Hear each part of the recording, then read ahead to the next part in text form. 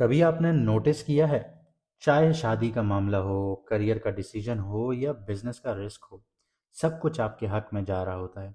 लेकिन and time पर कुछ ऐसा होता है कि सब कुछ रुक जाता है और जब आप अपने आप को इवैल्यूएट करते हैं, अपनी चीज़ों को इवैल्यूएट करते हैं, तो ऐसा लगता है कि आप दोबारा ज़ीरो पर खड़े हैं। इस वजह से फिर आपको एंजाइटी भी होती है, डिप्रेशन भी होता है, इंसोम्निया भी देखने को मिलता है और सॉलिट्यूड में जाने की भी ख्वाहिश रहती है। और क्रिएटिविटी भी आपके दिमाग में होती है, लेकिन सही डायरेक्शन ना होने की वजह से कन्फ्यूजन का भी शिकार हो जाते हैं। इस वक्त आसमान में भी प्लैनेटरी पोजीशन कुछ इसी पैटर्न पर चल रही है, जो आपको आगे भी लेकर जा सकती है या फिर उसी एक लूप में फंसा भी सकती है। वीनस, सन, मरकरी और मार्स, ये इतने पावरफुल प्लैनेट्स हैं और एक ही घर में बैठे हैं, लेकिन अगर ये बैलेंस ना हो तो रिश्ते आप लोगों के डिले होंगे। चाहे आप शादी के लिए रिश्ते ढूंढें, एक तो रिश्ते नहीं मिलेंगे, रिश्ता हो जाएगा, निकाह हो जाएगा, टूट जाएगा, बात पक्की हो गई, टूट गई। इसी तरह आपको जॉब में प्रेशर भी देखने को मिलेगा, ऑफिस पॉलिटिक्स भी बहुत ज़्यादा बढ़ना शुरू हो जाएगी। मतलब जिस जगह पर भी आप काम कर रहे हैं तो लोग आपके खिलाफ षड्यंत्र रचना शुरू हो जाते हैं, आपके खिलाफ ऐसी ऐसी हरकतें करते हैं कि आपको जॉब से निकाल दिया जाए। इसको ऑफिस पॉलिटिक्स कहते हैं सादा लफ्ज़ों में। इसके अलावा पैसा आता नहीं है, एक तो कोई पेमेंट आपने किसी को दी थी, अब वो वापस देने का नाम नहीं मिलता। अगर आपके पास पैसा आ भी जाता है तो दूसरे हाथ से ऐसे निकल जाता है कि पता ही नहीं चलता कि पैसा कब आया, कितना आया और कैसे निकल गया। बिजनेस ग्रोथ भी देखने को नहीं मिलती। कुछ लोग सदियों एक ही बिजनेस कर रहे होते हैं लेकिन उनकी ग्रोथ नहीं होती, और जब वो दूसरों को देखते हैं, अपने कॉम्पिटिटर्स को देखते हैं कि वो उस फील्ड में जुम्मा जुम्मा 10 दिन हुए आए हैं और वो इतना ज़्यादा कमा रहे हैं, वो कैसे? हालांकि मैं यहाँ पे 10 साल से बैठा हूँ लेकिन मैंने आज तक कुछ बनाया नहीं, और ये जुम्मा जुम्मा इसको 2-4 महीने हुए, इसने एकदम से तरक्की करना शुरू की, वो कैसे?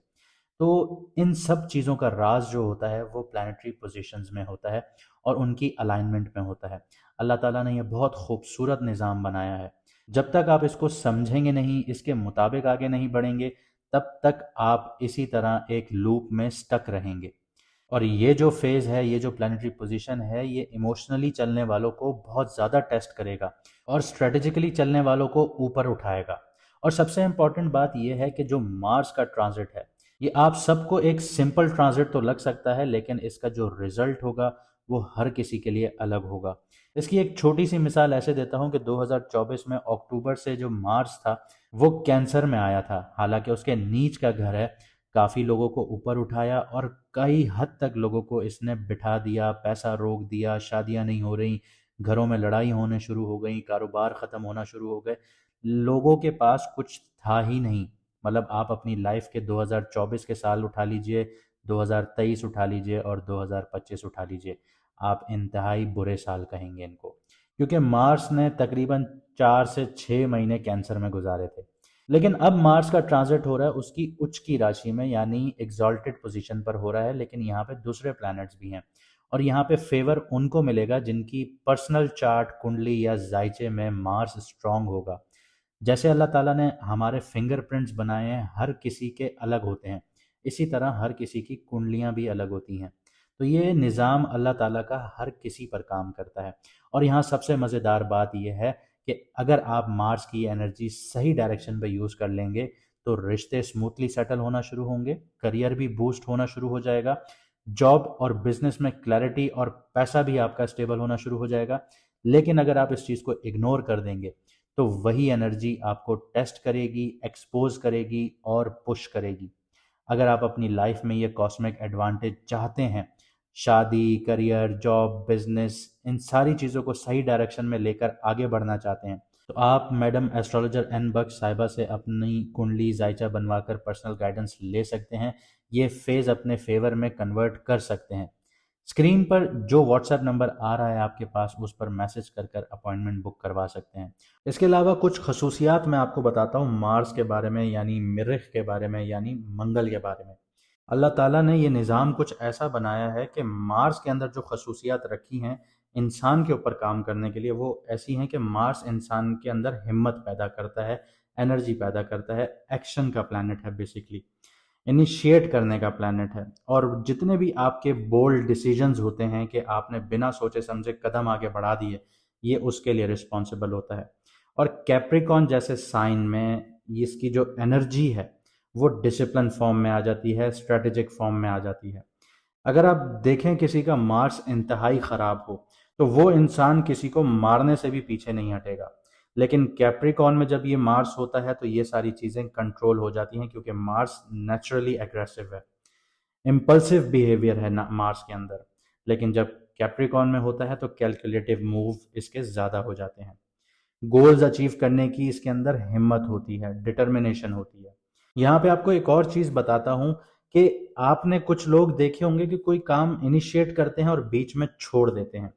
लेकिन जिसका मार्स बहुत अच्छा होगा, एग्जॉल्टेड होगा, तो वो अपने चैलेंजेस को, अपने जो उसने कदम उठाए हुए हैं वो उनको डिटर्मिनेशंस के साथ पूरा करेगा, अपने गोल्स अचीव करेगा, लॉन्ग टर्म लेके चलेगा। एग्जॉल्टेड मार्स जो होता है सस्टेनेबल रिजल्ट्स देता है। यहाँ पे चाहे आपने किसी भी तरह से गवर्नमेंट जॉब में जाना है, कम्पिटिटिव एग्जाम्स देने हैं, कुछ भी करना है, ऐसा इंसान तब तक हार नहीं मानेगा जब तक ये चीज़ें पूरी नहीं करेगा। इसके अलावा ऑब्स्टिकल्स को डायरेक्टली फेस करता है। कोई आगे से आपको थ्रेट देगा, आपका मार्स बहुत अच्छा है, आप बिना डरे आप उसके सामने खड़े हो जाएंगे।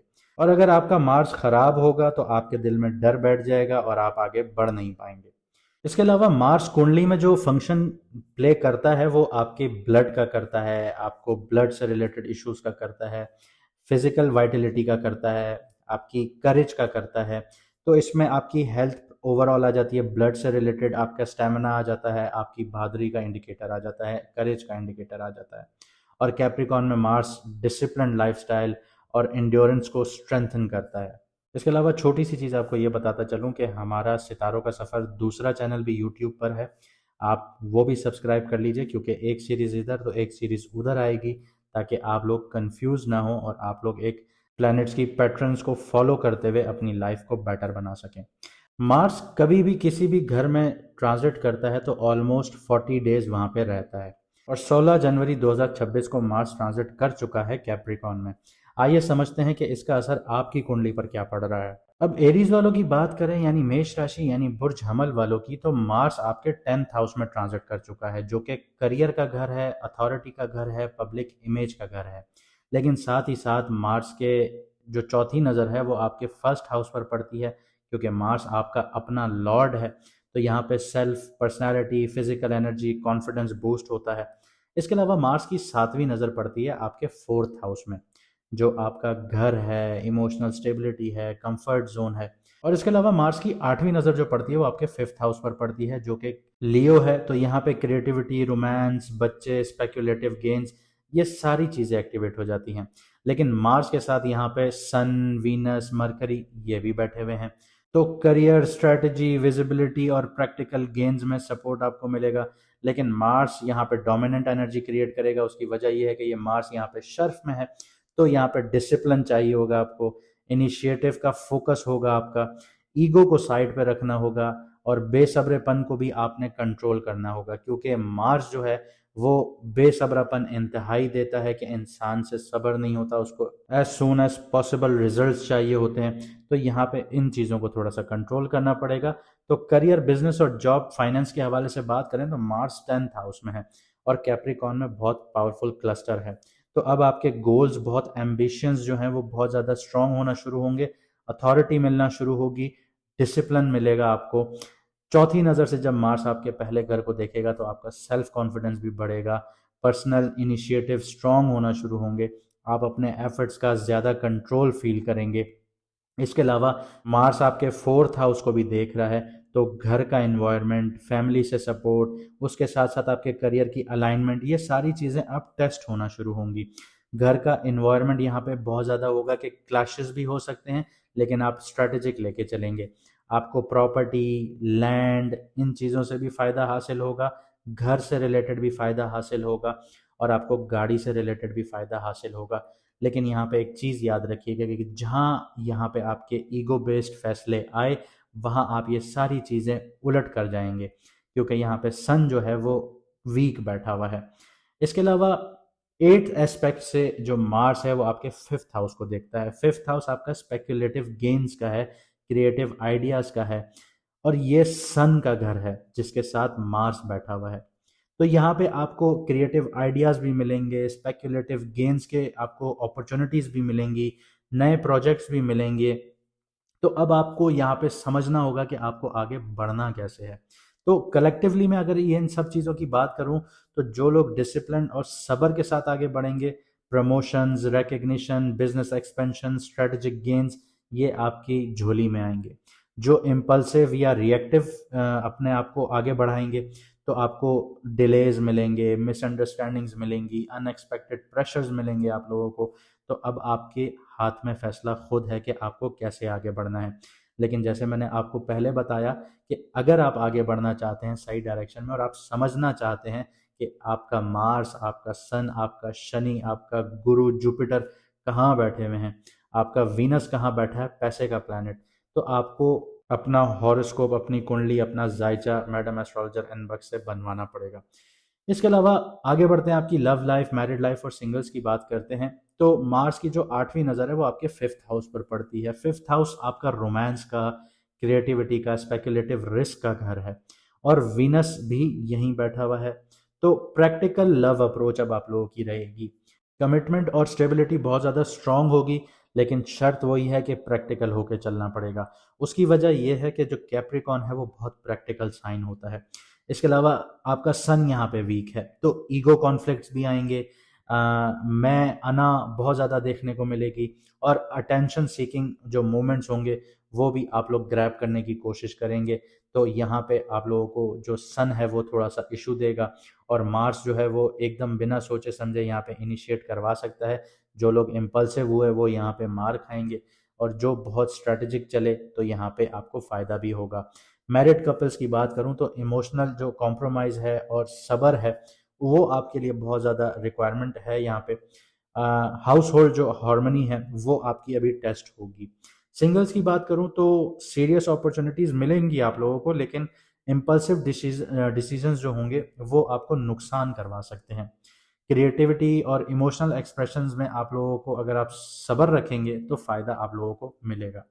हेल्थ की बात करें तो मार्स यहाँ पे शर्फ पे है, हाई एनर्जी और स्टेमिना बहुत ज़्यादा स्ट्रॉन्ग करेगा आपका, लेकिन ब्लड से रिलेटेड आपको इश्यूज देगा। आपको काम से रिलेटेड जब टेंशनें होंगी तो माइग्रेन इश्यूज भी आ सकते हैं, और हेडेक से रिलेटेड आपको हेडेक भी देखने को मिल सकता है। और फोर्थ एस्पेक्ट से जब वो आपके फर्स्ट हाउस को देखता है, तो आपकी जो पर्सनल वाइटलिटी है और कॉन्फिडेंस है वो यहाँ पे बूस्ट भी करता है। Over exertion, stress, insomnia, emotional tensions ये यहाँ पे जनरेट होंगी, क्योंकि कैप्रिकॉन का इन्फ्लुएंस आता है। तो आपको जोड़ों में दर्द, जॉइंट्स में दर्द और कमर के इश्यूज भी देखने को मिल सकते हैं अगर आप बैठे बैठे बहुत ज़्यादा काम करना शुरू हो गए।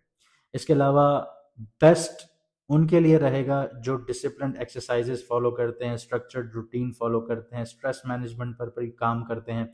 तो उनके लिए जो रिजल्ट्स होंगे वो बहुत अच्छे होंगे। यहाँ पे एक चीज़ बताता चलूँ कि आप लोगों ने इम्पल्सिव डिसीजंस या ओवर वर्क जो है वो अवॉइड करना है, वरना बैक इश्यूज आप लोगों को देखने को मिल सकते हैं। रेमेडीज़ की बात करूँ तो हर ट्यूसडे वाले दिन आप लोग लाल चीज़ का सदका या दान करें। लाल चीज़ कोई खाने वाली ले लें, लाल दाल हो गई, वो किसी गरीब को सदका या दान करें।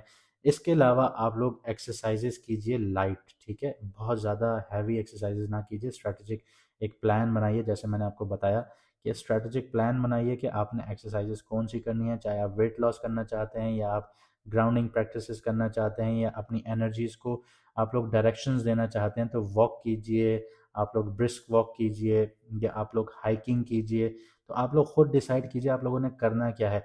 तो इस चीज़ को एक स्ट्रेटेजिक फॉर्म में लेके आइए, उसको डिसिप्लिन से फॉलो कीजिए, और इन चीज़ों पर आप लोगों ने बहुत ज़्यादा ध्यान देना है, लेकिन सदका और दान इन चीज़ों को आपने कभी नहीं छोड़ना। उम्मीद करता हूँ आपको वीडियो पसंद आई होगी। हमें लाइक, शेयर, सब्सक्राइब ज़रूर कीजिएगा। हमारा दूसरा चैनल यूट्यूब पर सितारों के सफ़र के नाम से ही है, उसको भी सब्सक्राइब कर लीजिए ताकि आपको आने वाली कोई भी सीरीज़ मिस ना हो।